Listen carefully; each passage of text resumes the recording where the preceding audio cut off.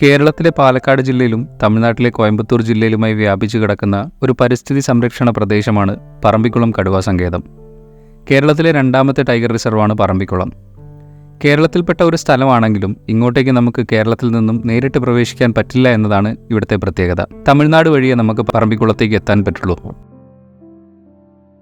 Check പോസ്റ്റിൽ entry കൊടുത്ത് മുകളിലേക്ക് ചുരം കയറി തുടങ്ങി ഞങ്ങൾക്ക് ആദ്യത്തെ സൈറ്റിംഗ് കിട്ടി. ഇതാ ദൂരെ ഒരു മരത്തിലൊരു ക്രസ്റ്റഡ് ഹോക്കി ഈഗിൾ ഇരിക്കുന്നുണ്ട്.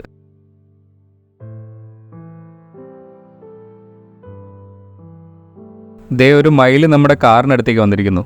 ചിലപ്പോൾ ഇതുവഴി പോകുന്ന യാത്രക്കാർ എന്തെങ്കിലും തിന്നാനിട്ട് കൊടുത്ത് ശീലിപ്പിച്ചത് കൊണ്ടാവാം യാതൊരു പേടിയും ഇല്ലാതെ ഇവൻ നമ്മുടെ വണ്ടിക്ക് അടുത്തേക്ക് വന്നത്. നിങ്ങളിങ്ങനെയൊക്കെ യാത്ര ചെയ്യുന്നവരാണെങ്കിൽ ദയവ് ചെയ്ത് പക്ഷികളെയും മൃഗങ്ങളെയും ഇതുപോലത്തെ ശീലങ്ങൾക്ക് അടിമകളാക്കാതിരിക്കുക. കാരണം നമ്മൾ മനുഷ്യരുടെ ഭക്ഷണ രീതിയല്ല മൃഗങ്ങൾക്കും പക്ഷികൾക്കും. മാത്രമല്ല ഭക്ഷണം തേടി റോഡിലേക്ക് ഇറങ്ങുന്ന ഇവർ ചിലപ്പോൾ വണ്ടിക്കടിയിൽപ്പെടാനും സാധ്യതയുണ്ട്. പറമ്പിക്കുളത്തേക്ക് വരുമ്പോൾ തമിഴ്നാടിൻ്റെ സേതുമട ചെക്ക് പോസ്റ്റിൽ നിന്നാണ് നമ്മൾ ആദ്യം ടിക്കറ്റ് എടുക്കേണ്ടത്. ഒരാൾക്ക് 30 രൂപയും ക്യാമറയ്ക്ക് 50 രൂപയാണ് ചാർജ് ചെയ്യുന്നത്. പിന്നെ നമ്മൾ വീണ്ടും കേരളത്തിലേക്ക് കയറുമ്പോൾ ഈ ചെക്ക് പോസ്റ്റിൽ നിന്നും ടിക്കറ്റ് എടുക്കണം. ഒരാൾക്ക് 30 രൂപയും വണ്ടിക്ക് 85 രൂപയും ക്യാമറയ്ക്ക് 50 രൂപയുമാണ് ഇവിടെയും ചാർജ് ചെയ്യുന്നത്.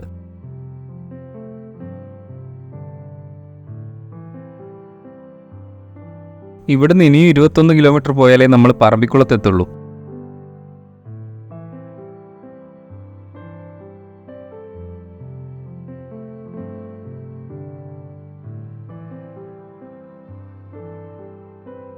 ഇവിടെ നിന്നാണ് നമ്മൾ ടിക്കറ്റ് എടുക്കുന്നത്. ഇവിടെ ഈ ഇൻഫർമേഷൻ സെൻറ്ററിന് മുകളിലായിട്ട് ചെറിയൊരു കഫ്റ്റീരിയ ഉണ്ട്.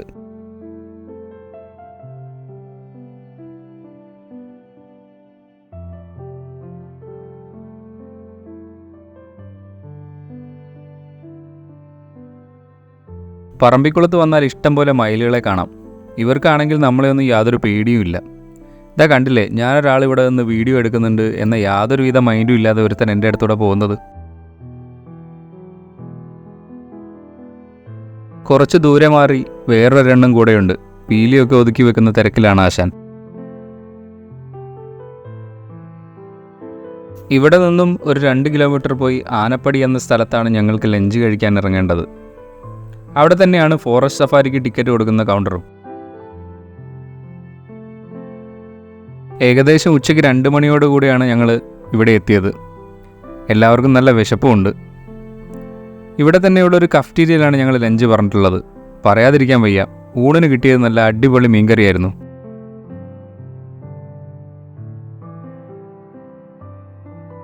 ഇതൊക്കെയാണ് ഇവിടെ ഫോറസ്റ്റ് ഡിപ്പാർട്ട്മെൻറ്റ് നടത്തുന്ന പ്രോഗ്രാമുകൾ.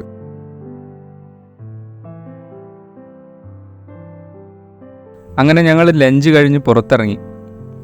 ഇതാണ് ഞാൻ നേരത്തെ പറഞ്ഞ ടിക്കറ്റ് കൗണ്ടർ. പറമ്പിക്കുളത്തെക്കുറിച്ച് നമുക്ക് ഓവറോൾ ഒരു വിവരണം തരുന്ന ഒരു വീഡിയോ ബ്രീഫിംഗ് ഇതിനോട് ചേർന്നിട്ടുള്ള ഒരു റൂമിൽ ഇവർ ഒരുക്കിയിട്ടുണ്ട്. ഇവിടെ വരുന്നവർക്ക് ഇത് ഫ്രീ ആയിട്ട് കാണാവുന്നതാണ്. നിങ്ങളിനി ഇവിടെ വരുമ്പോൾ ഈ വീഡിയോ മിസ് ചെയ്യാതെ തന്നെ കാണാൻ ശ്രമിക്കുക. ഇനി ഞങ്ങൾക്കൊപ്പം ഉള്ളവരെ കുറിച്ച് പറയാം. എർത്തിങ് നേച്ചർ ഫൗണ്ടേഷൻ അഥവാ ENF നടത്തുന്ന ഒരു നേച്ചർ ക്യാമ്പ് പ്രോഗ്രാമിലാണ് ഞങ്ങളുള്ളത്. പ്രകൃതിയുടെ സംരക്ഷണവുമായി ബന്ധപ്പെട്ട് പ്രവർത്തിക്കുന്ന ഒരു രജിസ്റ്റേർഡ് ഓർഗനൈസേഷനാണ് ENF. ഫോറസ്റ്റ് എക്കോറിസ്റ്റേഷൻ ക്യാമ്പുകൾ, നേച്ചർ ക്യാമ്പുകൾ, വനവുമായി ബന്ധപ്പെട്ട പ്രവർത്തനങ്ങളൊക്കെ വനംവകുപ്പുമായി സഹകരിച്ച് ഞങ്ങൾ നടത്തുന്നുണ്ട്. നിങ്ങൾക്കും ഞങ്ങൾക്കൊപ്പം ഈ പരിപാടികളിലെല്ലാം പങ്കെടുക്കാവുന്നതാണ്. ENFൻ്റെ വാട്സപ്പ് ഗ്രൂപ്പിൽ ചേരാനുള്ള ലിങ്ക് ഞാൻ എന്തായാലും ഡിസ്ക്രിപ്ഷനിൽ കൊടുക്കാം. ഇതുപോലുള്ള ക്യാമ്പുകളുടെ അനൗൺസ്മെൻറ്റ് അതുവഴിയായിരിക്കും. കൂടാതെ പ്രകൃതിയെ പറ്റിയും വൈൽഡ് ലൈഫ് ഫോട്ടോഗ്രാഫിയെ പറ്റിയുമൊക്കെയുള്ള അറിവുകളും ചർച്ചകളും ഒക്കെ അതിലുണ്ടാവും.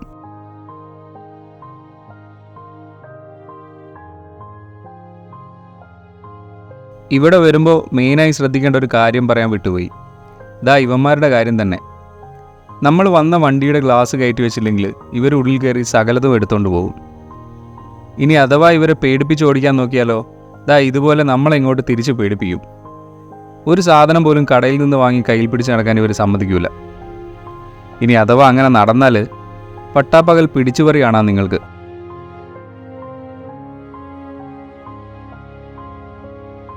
ഉച്ചയ്ക്ക് ശേഷമുള്ള സഫാരി വണ്ടിയാണ് കേട്ടോ ഈ പോകുന്നത്. നമ്മൾ പോകുന്ന വഴി മുഴുവൻ തേക്ക് മരങ്ങളാണ്. ശാസ്ത്രീയമായി നിർമ്മിക്കപ്പെട്ട ലോകത്തിലെ തന്നെ ആദ്യത്തെ തേക്ക് തോട്ടം എന്ന ബഹുമതി പറമ്പിക്കുളത്തിനാണ്. പിന്നീട് ഇതിനെ വനഭൂമിയുമായി ലയിപ്പിക്കുകയാണ് ഉണ്ടായത്. പണ്ടുകാലത്ത് ഇവിടെ ഉണ്ടായിരുന്ന മരങ്ങൾ മുഴുവൻ ബ്രിട്ടീഷുകാർ വെട്ടിക്കൊണ്ടുപോയി പകരം വെച്ചു പിടിപ്പിച്ചതാണ് ഈ തേക്ക് മരങ്ങൾ. നമ്മുടെ തേക്ക് മരങ്ങൾ വേൾഡ് ഫേമസ് ആണ് കേട്ടോ. ഇതാണ് പെരുവാരിപ്പള്ളം ഡാം. ഇതും പറമ്പിക്കുളം അണക്കെട്ട് പദ്ധതിയുടെ ഭാഗം തന്നെയാണ് കേട്ടോ. ഈ അണക്കെട്ടിന്റെ പ്രധാന ലക്ഷ്യം കൃഷിക്ക് ആവശ്യമായ ജലസേചനമാണ്. കൂടാതെ പറമ്പിക്കുളം അണക്കെട്ടിലേക്കുള്ള വാട്ടർ സപ്ലൈയുടെ ഒരു പ്രധാന പങ്ക് വഹിക്കുന്നതും ഈ അണക്കെട്ടാണ്. ഇവിടുത്തെ പ്രകൃതി ഭംഗിയെല്ലാം ഷൂട്ട് ചെയ്തുകൊണ്ടിരിക്കുമ്പോൾ ദേ 2 മയിലുകൾ. പക്ഷേ എന്നെ കണ്ടതും പറന്നു കളഞ്ഞു. നേരത്തെ കണ്ടവന്മാരുടെ അത്ര ധൈര്യം പോരെ അവർക്ക്.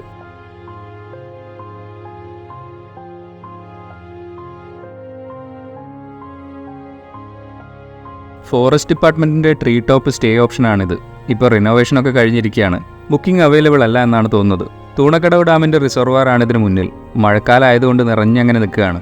നിറയെ മുതലുകളുള്ള ഒരു ഏരിയ ആണ് കേട്ടോ ഇത്. വേനൽക്കാലത്ത് ഈ tree top stay option book ചെയ്ത് കഴിഞ്ഞാൽ ഇവിടെ വെള്ളം കുടിക്കാൻ വരുന്ന ആനിമൽസിനെയൊക്കെ കാണാൻ പറ്റും.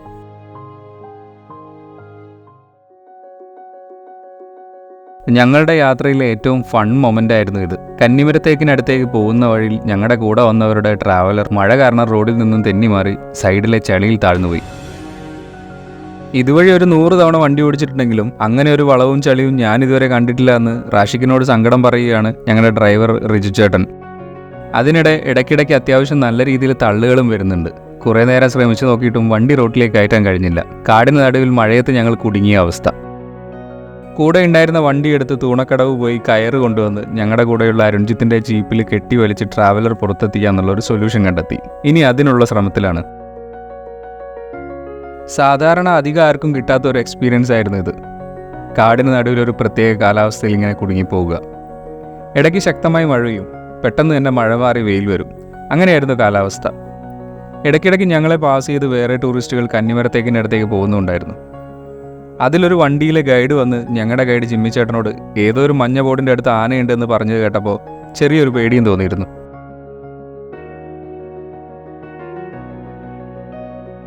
അപ്പോൾ ഞങ്ങളുടെ ആവശ്യത്തിൽ കൂടുതലുള്ള തള്ളലുകൾക്ക് കുറച്ച് വിശ്രമം കൊടുത്ത് ശരിക്കുമുള്ള വണ്ടി തള്ളലിലേക്ക് ഇറങ്ങി ഞങ്ങളുടെ തള്ളലിൻ്റെ ബലം കൊണ്ടൊന്നും അല്ലെങ്കിലും ജീപ്പ് കെട്ടി വലിച്ചതുകൊണ്ട് ആദ്യ ശ്രമത്തിൽ തന്നെ വണ്ടി കയറിപ്പോന്നു.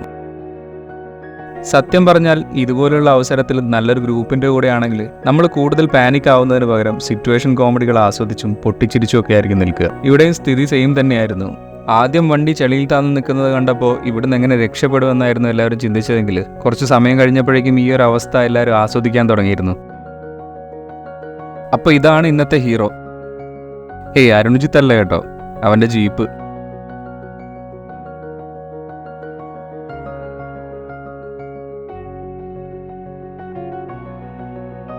ഇതേ പോണു നമ്മുടെ നെക്സ്റ്റ് ഹീറോ, എളുപ്പത്തിൽ വണ്ടി കുഴിയിൽ ചാടിച്ച റിജു ചേട്ടൻ. അങ്ങനെ നേരെ കന്നിമരത്തേക്കിനടുത്തേക്ക്.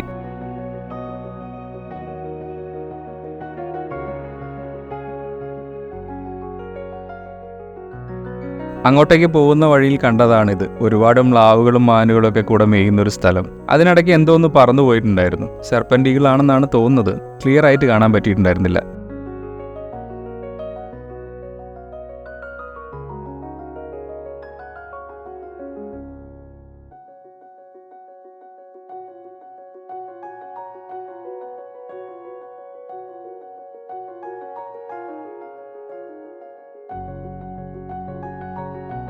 ഇതാണ് കന്നിമരത്തേക്ക്. ലോകത്തിലെ തന്നെ ഏറ്റവും പഴക്കമുള്ള പച്ചയായി നിൽക്കുന്ന ഒരു തേക്കാണിത്. ഏറെ പഴക്കം ചെന്ന ഇത്രയും വലിയൊരു തേക്ക് മരം സഞ്ചാരികൾക്കിടയിൽ വലിയൊരു ആകർഷണമാണ്. ഈ തേക്കിന് ഏകദേശം 465ഓളം വർഷങ്ങൾ പഴക്കമുണ്ട്. പണ്ട് ബ്രിട്ടീഷുകാർ ഈ പ്രദേശത്തെ വനങ്ങൾ അടയാളപ്പെടുത്തി വന്നപ്പോൾ അവർ ഈ തേക്കിനെ കണ്ടെത്തിയിരുന്നു. ഇവിടുത്തെ ആദിവാസി സമൂഹത്തിനിടയിലും കന്നിമരത്തേക്കിന് പ്രാധാന്യമുണ്ട്. പണ്ട് ഈ മരം മുറിക്കാൻ നോക്കിയ ഭാഗത്തു നിന്നും ചോര വന്നെന്നും വനദേവതയുടെ പ്രതീകമായി അവർ ഇതിനെ കാണുകയും കന്യകയായ മരം എന്നർത്ഥം വരുന്ന കന്നിമരം എന്ന പേര് നൽകുകയും ചെയ്തു എന്നാണ് പറയപ്പെടുന്നത്. അടുത്തു വന്ന് നിന്നാലേ ഇതിന് എത്രത്തോളം വലിപ്പമുണ്ടെന്നുള്ളത് മനസ്സിലാവുള്ളൂ. ഈ തേക്കിന് മഹാവൃക്ഷ പുരസ്കാരമൊക്കെ കിട്ടിയിട്ടുണ്ട്.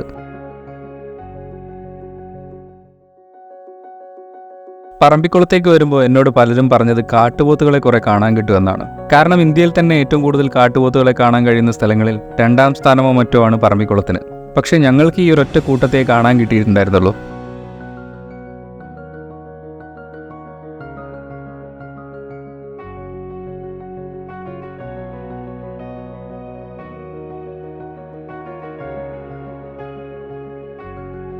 ഞങ്ങൾ പോകുന്ന വഴിക്ക് റോഡിനോട് ചേർന്ന് തന്നെ ആനക്കൂട്ടം നിൽക്കുന്നുണ്ടായിരുന്നു.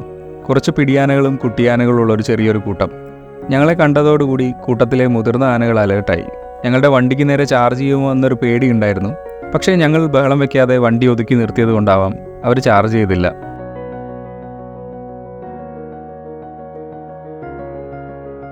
പറമ്പിക്കുളത്ത് ഇത് ഫോറസ്റ്റ് സഫാരി പോകുന്ന വഴിയാണ്. അതുകൊണ്ടാണ് ഞങ്ങൾ വണ്ടി നിർത്തിയത്. വണ്ടി നിർത്താൻ പാടില്ലാത്ത വേറെയും ഫോറസ്റ്റുകളുണ്ട് കേട്ടോ നമ്മുടെ നാട്ടിൽ. നിങ്ങൾ യാത്ര പോകുമ്പോൾ അതൊക്കെ ഒന്ന് ശ്രദ്ധിക്കാൻ ശ്രമിക്കുക. അതുപോലെ തന്നെ പറമ്പിക്കുളം പോലെയുള്ള സ്ഥലങ്ങളിൽ മൃഗങ്ങളിൽ നിന്ന് ഒരു സേഫ് ഡിസ്റ്റൻസിൽ അവരെ പ്രകോപിപ്പിക്കാത്ത രീതിയിൽ വേണം വണ്ടി നിർത്താൻ. കാരണം കുട്ടികളുള്ളതുകൊണ്ട് ഇതുപോലത്തെ ആനക്കൂട്ടം വളരെ അക്രമകാരികളാവാൻ സാധ്യതയുണ്ട്.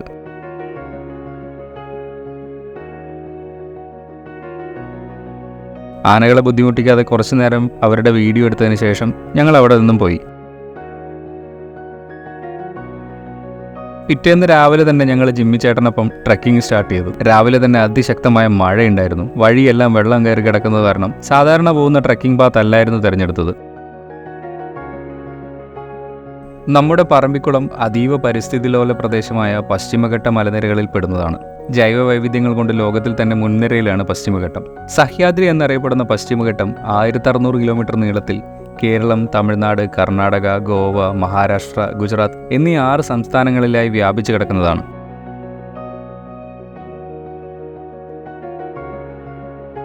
പശ്ചിമഘട്ടത്തിലായതുകൊണ്ട് തന്നെ പറമ്പിക്കുളവും ജൈവ വൈവിധ്യങ്ങളുടെ ഒരു കലവറ തന്നെയാണ്. 37ഓളം കടുവകൾ, 39 തരം മാമൽസ്, 16 തരം ആംഫീബിയൻസ്, 61 തരം റെപ്റ്റൈൽസ്, 47 തരം മീനുകൾ, 1000-ലധികം തരം ചെറുപ്രാണികൾ, 124 തരം പൂമ്പാറ്റകൾ, പിന്നെ 250-ലധികം തരത്തിൽപ്പെടുന്ന പക്ഷികൾ, ഇവയെല്ലാം പറമ്പിക്കുളത്തുണ്ട്.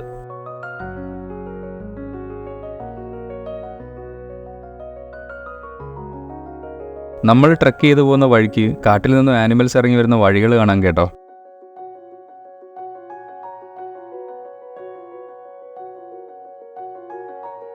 ഇത് കണ്ടോ, ആനയുടെ കാൽ പതിഞ്ഞ സ്ഥലത്ത് വെള്ളം നിറഞ്ഞു നിൽക്കുന്നത് കുറെ മുന്നേ എപ്പോഴോ വന്നു പോയതാണ്. മുന്നോട്ട് പോകുമ്പോൾ പിന്നെയും വഴിയിൽ ആനപ്പിണ്ടം കാണാം. കുറച്ച് ദിവസങ്ങൾക്ക് മുന്നേ വന്നു പോയതാണെന്നാണ് തോന്നുന്നത്. ട്രെക്കിങ്ങിനിടയിൽ ഇടയ്ക്കിടയ്ക്ക് മഴ പെയ്തതിനാൽ നടത്തത്തിന്റെ ക്ഷീണം അറിഞ്ഞിട്ടുണ്ടായിരുന്നില്ല. അങ്ങനെ ഞങ്ങൾ ട്രെക്കിങ്ങിന്റെ എൻഡ് പോയിന്റിലെത്തി. പറമ്പിക്കുളം ഡാമിൽ നിന്ന് 4 കിലോമീറ്റർ അകലെയായിട്ടാണ് ഈ സ്ഥലം വരുന്നത്. പറമ്പിക്കുളം ഡാമിൽ നിന്നും ഒരു ടണൽ വഴി വെള്ളം ഇങ്ങോട്ടെത്തുന്നുണ്ട്. ഇനി ഈ സ്ഥലത്തിനെ കുറിച്ചുള്ള ഡീറ്റെയിൽസ് നമുക്ക് ജിമ്മി ചേട്ടൻ പറഞ്ഞു തരും. അപ്പോൾ ഡാം പണി തുടങ്ങി 62-ൽ പണി തുടങ്ങി. അതിൻ്റെ ഇടയിൽ 56-ൽ കേരള സ്റ്റേറ്റ് രൂപം കൊണ്ടൊക്കെ പാട്ടക്കരാർ ഇതിൽ 30 വർഷത്തേക്ക് അതിങ്ങനെ തിരുത്തിക്കൊണ്ടേയിരിക്കുകയാണ്. അപ്പോൾ ഇതിലേക്ക് വെള്ളം വരുന്നത് ചോളയാർ, അപ്പർ ചോളയാർ. അതിലേക്ക് നീരാർ, അപ്പർ ചോളയാർ തുറന്ന ലോവർ ചോളയാർ ചേരും. പിന്നെ അങ്ങനെ താഴേക്ക് വന്ന് ആതിരപ്പള്ളി, വാഴച്ചാൽ, പുളിയിലപ്പാറ വഴി അങ്ങനെ താഴേക്ക് ചാലക്കുടി പുഴയ്ക്ക് ഇടമലയാറിലേക്ക് പോകുന്ന വെള്ളമുണ്ട്. മലയാറ്റൂർ ബീച്ചിൻ്റെ മുകളിൽ നീരാർ, അപ്പർ നീരാർ അത് തുറന്ന് ഇടമലയാറിലേക്ക് ഇറങ്ങി. ആ വെള്ളത്തിനെ തിരിച്ച് ചോളയാർ കൊണ്ടുവന്ന് നേരെ വാൾപ്പാറ കൊണ്ടുപോയി പവർ എടുത്തിട്ട് പറമ്പിയാറിലേക്ക് പോയി. ആ പറമ്പിയാറാണ് ഈ ഡാം. ഇവിടെ പറമ്പിക്കുളം ഡാം. ഇവിടുന്ന് കനലാണ്. ഇവിടെ ഒരു വലിയ കിണറാണ്. ആ ലാസ്റ്റ് അവിടുന്ന് ഒരു കനാൽ വരും. ആ കനാൽ കൊണ്ടുവന്ന് ഈ കിണറിൽ ഇറക്കിയിട്ട് ഇതിൻ്റെ അടിയിൽ കൂടെ അപ്പുറത്തെ ഡാമിലേക്ക് പോകും. അവിടുന്ന് പെരുവാരിപ്പള്ളം സ്റ്റോറേജ് ഡാം. പിന്നെ ഓഫീസിൻ്റെ അവിടുന്ന് 7.5 കിലോമീറ്റർ ടണലും 4 കിലോമീറ്റർ കനാലും. അവിടെ പോയി പവർ എടുത്തിട്ട് അലിയാർ സർക്കാർ വഴിയിൽ പവർ എടുത്തിട്ട് അലിയാർ ഡാം, തിരുമൂർത്തി ഡാം. അവിടുന്ന് കേരളത്തിലേക്ക് മൂലത്തറ ഡാം, കമ്പാലത്തറ അങ്ങനെ 2 ഇപ്പോൾ മൂലത്തറ ഡാമിലേക്ക് ഇപ്പോൾ ഫുള്ളാക്കിയിട്ട് മീങ്കര ഡാം, ചുള്ളിയാർ ഡാം ഇതൊക്കെ കണക്ട് ചെയ്തിട്ടുള്ള വലിയ പ്രൊജക്റ്റാണ്. കേരളത്തിന് 7.25 TMC വെള്ളമാണ്. അത് 2 TMC കൊടുക്കുന്നുണ്ട്. അതാണ് ഇൻഡസ്ട്രീറ്റ് പ്രോബ്ലം. പറമ്പിക്കുളം ഇത് കേരളത്തിലെ ഏറ്റവും വലിയ റിസർവയറാണ്. വലുത് പറഞ്ഞ 3ാമത്തെ, 2ാമത്തെ ഇടമലയാറും, ഫസ്റ്റ് ഇടുക്കി സ്റ്റോറേജ്. ഡാമിൻ്റെ കെട്ടല്ല, ഡാമല്ല, സ്റ്റോറേജ് വലിപ്പം ഇങ്ങനെ പറഞ്ഞു നോക്കുന്നത്. മുല്ലപ്പെരിയാർ പോലെ കരാറാണ്. ഇത് നല്ല ഏരിയയാണ്. നല്ല നാച്ചുറൽ ഫോറസ്റ്റാണ്. അനിമൽസ് സമ്മർ സീസണിൽ ഓണമൊക്കെ നവംബർ ഡിസംബർ കഴിഞ്ഞാൽ നല്ല മീൻ വരും. ഇങ്ങോട്ട് ആരും വരുമില്ല.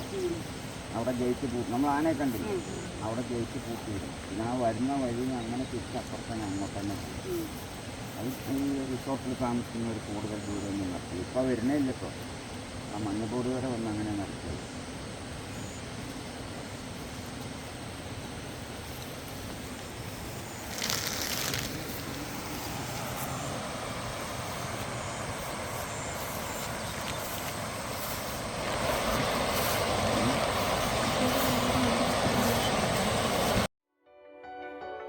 നമ്മുടെ പ്രധാനമന്ത്രിയായിരുന്ന ശ്രീ ജവഹർലാൽ നെഹ്റു പറമ്പിക്കുളം ആളിയാർ പ്രൊജക്ട് ഉദ്ഘാടനം ചെയ്തതിൻ്റെ ഒരു സിമ്പൽ ഉണ്ട് പറമ്പിക്കുളം ടൗണിൽ.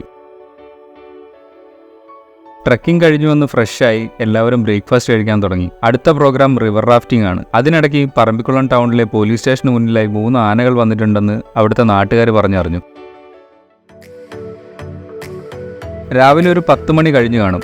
അത്യാവശ്യം ആളുകളുള്ള ടൈമിലാണ് ഈ ആനകൾ റോഡ് ക്രോസ് ചെയ്ത് ടൗണിന് താഴെ നിൽക്കാൻ തുടങ്ങിയത്. അതായത് ഏകദേശം 1.5 മണിക്കൂർ മുന്നെയാണ് ആ വഴിക്ക് ഞങ്ങളുടെ ട്രക്കിംഗ് കഴിഞ്ഞ് ഞങ്ങൾ തിരിച്ചു വന്നത്. ട്രക്കിംഗ് കഴിഞ്ഞ് ഞങ്ങൾ തിരിച്ചു വരുന്നത് കുറച്ച് ലേറ്റ് ആവുകയോ അല്ലെങ്കിൽ ആനകൾ വരുന്നത് കുറച്ച് നേരത്തെ ആവുകയോ ചെയ്തിരുന്നെങ്കിൽ ഞങ്ങൾ ആനയ്ക്ക് മുമ്പിൽ പെടുന്ന സന്ദർഭം ഉണ്ടാവുമായിരുന്നു. ഞങ്ങൾ നിൽക്കുന്നതിനും താഴെയായാണ് ഈ ആനകളുടെ നിൽപ്പ്. 2 കൊമ്പനും ഒരു പിടിയും അടങ്ങുന്ന ഒരു കൂട്ടമാണ്. ശരിക്കും പറഞ്ഞാൽ ഇവർ റോഡ് ക്രോസ് ചെയ്ത സ്ഥലങ്ങളിൽ ഇവിടെയുള്ളവർ താമസിക്കുന്ന വീടുകളൊക്കെയുണ്ട്. ഇതിനു മുന്നെയൊക്കെ ആനകളെ ഇത്രയും അടുത്ത് കണ്ടത് സഫാരി വാഹനങ്ങളിൽ നിന്നാണ്. ഞാൻ ആദ്യമായാണ് അങ്ങനെ അല്ലാതെ ഇത്രയും അടുത്തായിട്ട് ആനകളെ കാണുന്നത്. ഇനി ഞാൻ നിങ്ങൾക്ക് വേറൊരു കാഴ്ച കാണിച്ചു തരാം. എത്ര കെയർലെസ് ആണ് നമ്മൾ മനുഷ്യർ എന്നുള്ളതിനുള്ള ഉദാഹരണമാണത്. ഇതാ കണ്ടോ, ആനകളടക്കമുള്ള മൃഗങ്ങൾ പോകുന്ന വഴിയിലെ മാലിന്യങ്ങളാണിത്. മദ്യക്കുപ്പികളടക്കമുണ്ട് ഇവിടെ. മാലിന്യങ്ങൾ അലക്ഷ്യമായി വലിച്ചെറിയുക എന്നുള്ളത് നമ്മൾ മനുഷ്യരൊരു ശീലമാക്കിയ പോലെയാണ്. ആനകൾ പോലെയുള്ള മൃഗങ്ങൾ നമ്മൾ അലക്ഷ്യമായി വലിച്ചെറിയുന്ന മാലിന്യങ്ങൾ ഭക്ഷിക്കാറുണ്ട്. എത്ര ഭീകരമാണ് ആ അവസ്ഥ എന്നുള്ളത് ആലോചിച്ച് നോക്കിയേ.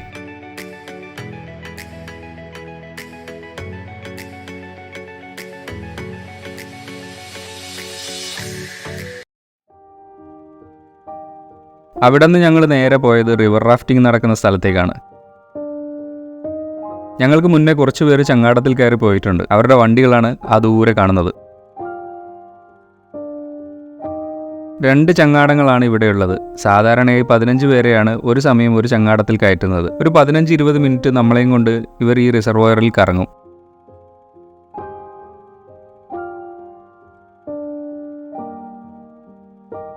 നാല് പേര് ഒരുമിച്ചാണ് ഈ ചങ്ങാടം തുഴയുന്നത്. പറമ്പിക്കുളത്തെ വീട്ടിക്കുന്ന് ഐലൻഡിൽ താമസിച്ച് തിരിച്ചു വരുന്ന ഗസ്റ്റുകളാണ് ദൂരെയുള്ള ആ ബോട്ടിലുള്ളത്.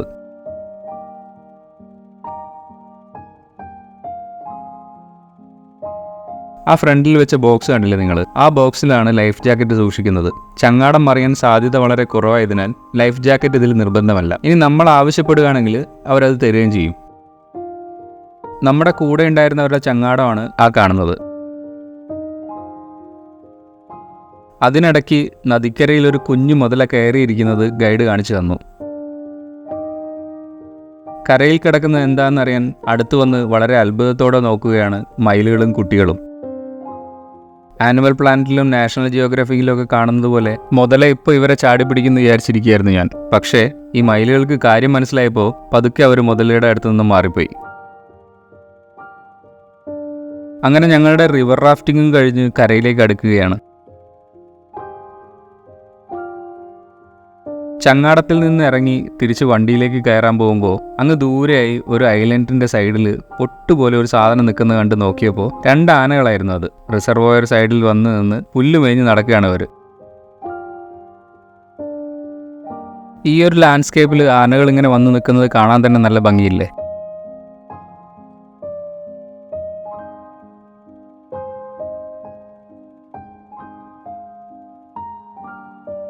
അങ്ങനെ ഒരു ദിവസത്തെ പറമ്പിക്കുളം യാത്ര കഴിഞ്ഞ് ഞങ്ങളെല്ലാവരും തിരിച്ച് ചുരം ഇറങ്ങാനുള്ള യാത്രയിലാണ്. മറ്റൊരു വീഡിയോയിൽ വീണ്ടും കാണാം.